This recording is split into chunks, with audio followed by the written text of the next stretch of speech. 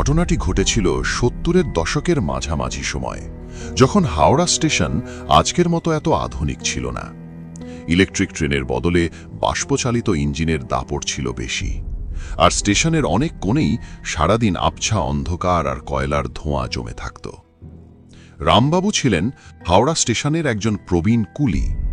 ৩০ বছর ধরে এই স্টেশনে কাজ করছেন। স্টেশনের প্রতিটি ইট, প্রতিটি খাম্বা আর প্রতিটি ট্রেনের সময়সূচি তার মুখস্থ। রাত তখন প্রায় 1:20 হাওড়া স্টেশনের বিশাল শেডের নিচে কোলাহল অনেকটাই কমে এসেছে। দূরপাল্লার ট্রেনগুলো সব ছেড়ে গেছে, শুধু একটা লোকাল ট্রেন ইয়ার্ডে ফেরার অপেক্ষায় দাঁড়িয়ে আছে।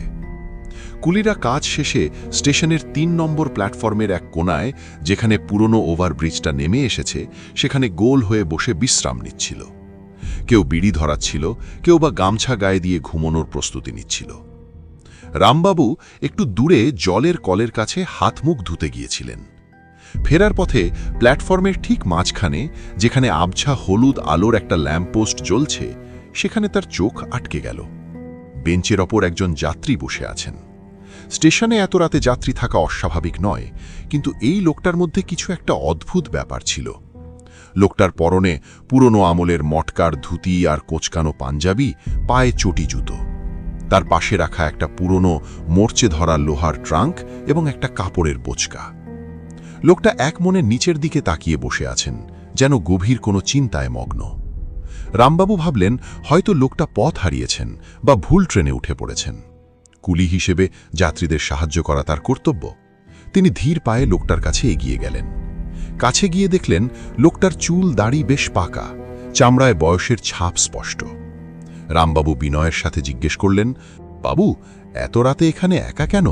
কোন গাড়ি ধরবেন? সব ট্রেন তো চলে গেছে। যাত্রী কোনো উত্তর দিলেন না, নড়লেনও না। রামবাবু ভাবলেন হয়তো লোকটা শুনতে পাননি বা ঘুমে আচ্ছন্ন। তিনি একটু জোরে গলা ঝেড়ে আবার জিজ্ঞেস করলেন, বাবু, শুনতে পাচ্ছেন? রাত অনেক হয়েছে, এদিকে আর কোনো গাড়ি আসবে না। আপনি কি পথ হারিয়েছেন? এবার যাত্রী ধীরে ধীরে মাথা তুললেন। রামবাবু তার মুখের দিকে তাকাতেই তার শির দ্বারা দিয়ে একটা ঠান্ডা স্রোত বয়ে গেল, আর হাতের জলের ঘটিটা মাটিতে পড়ে গেল। লোকটার চোখে কোনো মণি নেই, শুধু দুটো কুচকুচে কালো গর্ত, যা থেকে অদ্ভুত একটা ঠান্ডা আলো ঠিকরে বেরোচ্ছে। তার গাল দুটো বসা, আর মুখটা এমনভাবে বিকৃত যেন বহু বছর ধরে কোনো যন্ত্রণায় ছটফট করছেন। লোকটা তার গর্তের মতো চোখ দুটো দিয়ে রামবাবুর দিকে তাকিয়ে রইলেন। তার মুখটা ধীরে ধীরে হাঁ হলো, যেন কিছু বলতে চাইলেন, কিন্তু কোনো শব্দ বেরোল না। শুধু একটা ভ্যাপসা পুরনো কাগজের মতো গন্ধ রামবাবুর নাকে এলো। রামবাবু আতঙ্কিত হয়ে পেছনে ফিরতে গিয়ে পড়ে গেলেন।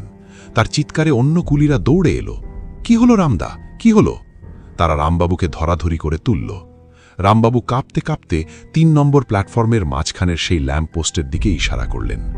কুলিরা সবাই সেদিকে তাকালো, কিন্তু অবাক কাণ্ড, সেখানে কেউ নেই। না সেই অচেনা যাত্রী, না সেই মোর্চে ধরা লোহার ট্রাঙ্ক, না সেই কাপড়ের বোচকা।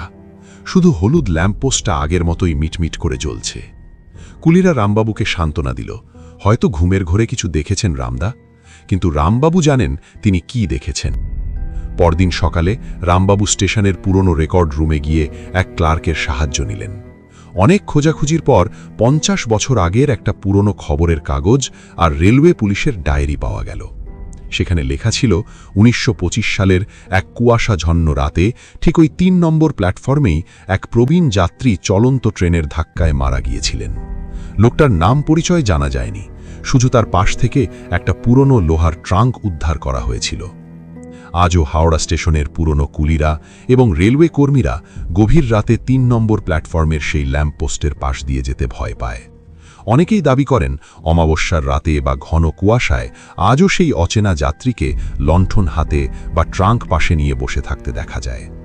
লক্ষ লক্ষ মানুষের আনাগোনা, হাসি কান্না আর যান্ত্রিক শব্দের মাঝেও হাওড়া স্টেশনের এই অভিশপ্ত কোণটি এক রহস্যের জন্ম দেয়, যা যুক্তি দিয়ে ব্যাখ্যা করা কঠিন।